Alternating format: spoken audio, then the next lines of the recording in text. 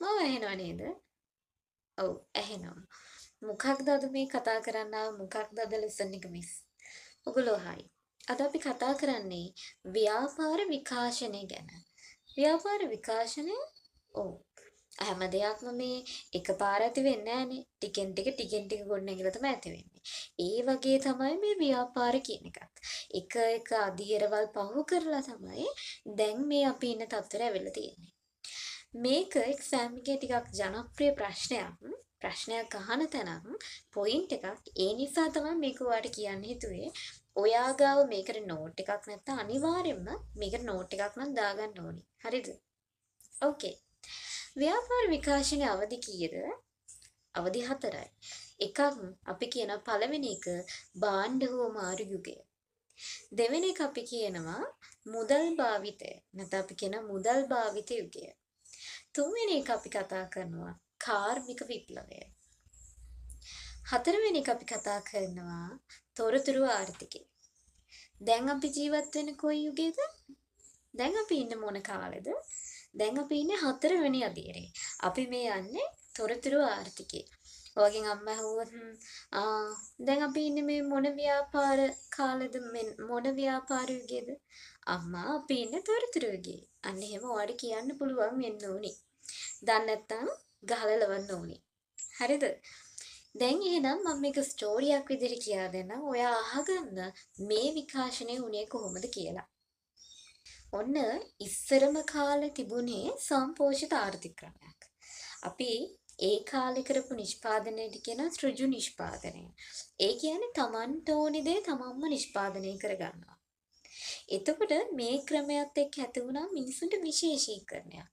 ඒ කියන්නේ නිකන් මම උදාහරණයක් විදිහට කියන කුඹුරක් කොටනවා නම් S2 පියාගෙන උනත් කුඹුර වැඩ ඔක්කොම කරන්න පුළුවන් මට්ටමට ඒ මිනිස්සයා කරන වැඩේ ඒ මිනිස්සයාට පුළුවන් වුණා.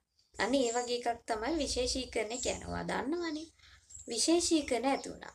මේ විශේෂීකරණය නිසාම මිනිස්සුන්ගේ නිෂ්පාදන වල ඇති වුණා අතිරික්තයක්. අතිරික්තයක් කියන්නේ ඕනවට වඩා තියෙනවා. අපි නිකන් අර ඕනවට වඩා හිතනවා වගේ. තේරුණාද? ඕනවට වඩා හිතනවා නම් එතන තියෙන මොකක්ද? අතිරික්තයක්. ඕනි දෙයට වඩා ප්‍රමාණයක් තියෙනවා. ඒ වගේ තමයි. එතකොට ඕනි දෙයට වඩා දෙයක් තියෙනකොට ඕක හරි කරදරයිනේ. දැන් හාල් කිලෝ එකක් කන්න ඕනි මිනිස්සයාට හාල් කිලෝ 100ක් තිබුණාම එපා වෙනනේ. ඕක නිකන් ගෙදර තියාගෙන ගියාම නරක වෙනවා. ඒ විතරක් දැන් ඕක ওই විදිහට යනකොට මිනිස්සු ඉස්සර කරේ එක නිෂ්පාදනයක්නේ. එක නිෂ්පාදනයක් වගේ නිෂ්පාදනයක් තමයි කරේ. ඒ කරනකොට දැන් Tamanට ඕනි එක දෙයයිනේ මිනිස්සෙක් හදාගන්නේ. හැමදේම නෑ. දැන් කුඹුරක් කොටන එක හේනක් කොටන්නේ නෑ. එතකොට ඒකට කන්න වෙන්නේ බත් විතරයි. එළවලු කන නෑ.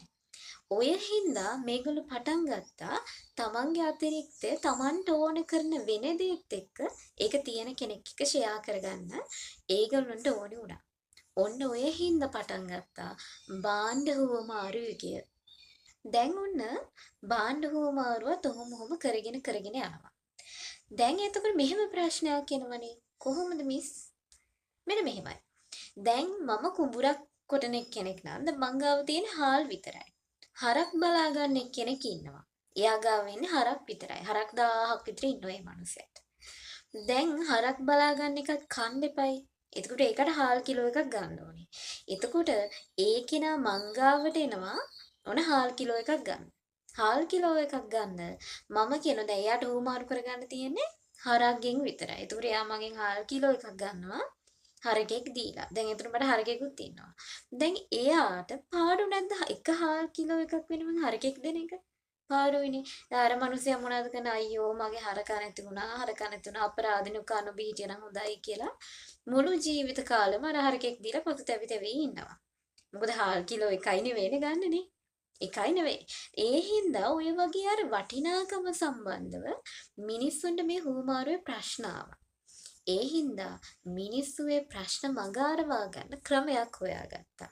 මොකක්ද ඒ ක්‍රමේ? මිනිස්සු භාවිතා කරන්න පටන් ගත්තා මුදල්. ඒ මුදල් භාවිතා කරන යුගයට අපි කියනවා මුදල් භාවිත යුගයක් කියලා. මේක ටික දියුණු වෙලා ආවා. ඉස්සෙල්ලම භාවිතා කරේ ද්‍රව්‍ය මුදල්. ඒ කියන්නේ සිප්පි කඩු වගේ දේවල්, ලුණු, දුම් කොළ ඒ වගේ දේවල්. ඊට පස්සේ ඒගොල්ලෝ භාවිතා කරා ලෝහ වර්ග. රන්, රිදී ඕකෙත් ප්‍රශ්න ආවා. ඊට පස්සේ ඒගොල්ලෝ භාවිතා කරා ලෝහ කාසි. ලෝහ වලින් කාසි හදලා ඒගොල්ලෝ භාවිතා කරා. ඒකත් නිකන් හින අවුල් වගේ. මොකද කැණීම් කරන්න බෑ එක එක ප්‍රශ්න. ඊට පස්සේ මේගොල්ලෝ පටන් ගත්තා කාසි හා නෝට්ටු හදන්න. ඒක කොහොමද කරේ? නිකන් කොහෙද ඔය යන අර තහඩු කෑල්ලකට අගයක් දීලා මේගොල්ලෝ ෂෙයා කරගන්න පටන් ගත්තා. ඒකට අපි කිව්වා කාසි හා නෝට්ටු භාවිතය කියලා. ඔය දැන්ටත් අපි භාවිතා කරන්නේ අන්නේ ඒ නිසා තමයි. අපි දැන් 2 කාසියක් භාවිතා කරනවා, 10 කාසියක් භාවිතා කරනවා, 10 කොලයක් භාවිතා කරනවානේ. අපි ඒවට කියනවා නෛසර්ගික මුදල් කියලා. දැන් ඕකෙන් විතරක් අපි නතර වෙනවද නැහැ. අපි සැලෙන්නේ නැහැ. අපි තව ඉස්සරහට යනවා මුදල් වල. ඊට පස්සේ යනවා බැංකු මුදල් භාවිතා කරන්න. ඒ කියන්නේ චෙක් පත් වලින් ගනුදෙනු කරනවා. දැන් ඕකෙනුත් අපි සැලෙනවද? නතර වෙනවද? නෑ. අපි තව ඉස්සරහට යනවා. මොනවාද?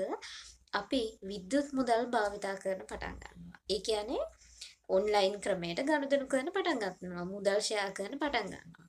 ඔන්න ඔය විදිහට තමයි මුදල් යුගයේ වැඩ සිද්ධ වුනේ. ඊට පස්සේ ඔය අපි කතා කරේ ව්‍යාපාර විකාශනයේ දෙවෙනි අදියර. දැන් තුන්වෙනි අදියර. මොකක්ද? කාර්මික විප්ලවය. මේ යුරෝපයේ ඇති වුණා පුනරුදයක්. මේ පුනරුදේ හේතුවෙන් තමයි කාර්මික විප්ලවය ඇති වුනේ. මතකයිනේ අපි ඉතිහාසයට ඉගෙන ගත්තා. 10 11 පන්ති වල ඕක අපි හොඳට ලස්සනට ඉගෙන ගත්තා. එහෙනම් දැන් කියන්නේ මේ කාර්මික විප්ලවයෙන් හින්දා අපිට ඇති වුණා බැංකු ප්‍රවාහන රක්ෂණය sannivedana ගබඩාකරණය කියන මේ උපකාරක සේවාවල මාල් ප්‍රගතියක් ඇති වුණා. ඒක මේ ව්‍යාපාර විකාශනයට ගොඩාක් ලොකු උදව්වක් වුණා. එතකොට තවත් ව්‍යාපාර ක්‍රමය දියුණු වෙන්න පටන් ගත්තා. ඒ කියන්නේ යන්ත්‍ර සූත්‍ර හැදුනා, පුනරුද්දයත් එක්ක අලුත් චින්තන ගොඩනැගුණා, අලුත් සිතුවිලි හැදුනා, මිනිස්සු නවෝත්පාදන බිහි කරා, නව ක්‍රම හොයාගත්තා. අන්න ඒ ක්‍රම හොයාගත්ත නිසා ව්‍යාපාර දියුණු වුණා. දැන් හතරවෙනි යුගය. මොකක්ද හතරවෙනි යුගය? මේ අපේ ජීවත් වෙන යුගය. තොරතුරු ආර්ථිකය. මේකෙදි මොනවද වෙන්නේ? මේකෙදි වෙන්නේ අන්තර්ජාලය හරහා ව්‍යාපාර කටයුතු කිරීමක්. ඒ කියන්නේ නූතන ලෝකේ තමයි මේ යන්නේ. තාක්ෂණයත් එක්ක මුහු වෙලා ව්‍යාපාර කටයුතු කරනවා. ඒ කියන්නේ අන්තර්ජාලය උපයෝගී කරගෙන ව්‍යාපාර කරනවා. අන්න ඒ මට්ටමටම දැන් ව්‍යාපාර දියුණු වෙලා තියෙනවා. ඒ යුගයට තමයි අපි කියන්නේ තොරතුරු ආර්ථිකය කියලා. මේකේ ක්‍රියාත්මක වෙනවා විද්‍යුත් වාණිජ්‍යය. ඒ කියන්නේ අන්තර්ජාල භාවිතා කරලා විකිණීම් කරනවා සහ මිලදී ගැනීම කරනවා. ඊළඟට අපි කියනවා විද්‍යුත් ව්‍යාපාර. හැම ව්‍යාපාර හැම කටයුත්තක්ම අන්තර්ජාලය මගින් කරනවා නම් අපි ඒකට කියනවා විද්‍යුත් ව්‍යාපාරයක් කියලා. මෙන්න මේ දේවල් වලින් පදනම් වෙලා තියෙන යුගයට තමයි කියන්නේ තොරතුරු ආර්ථිකය කියලා. තේරුණාද?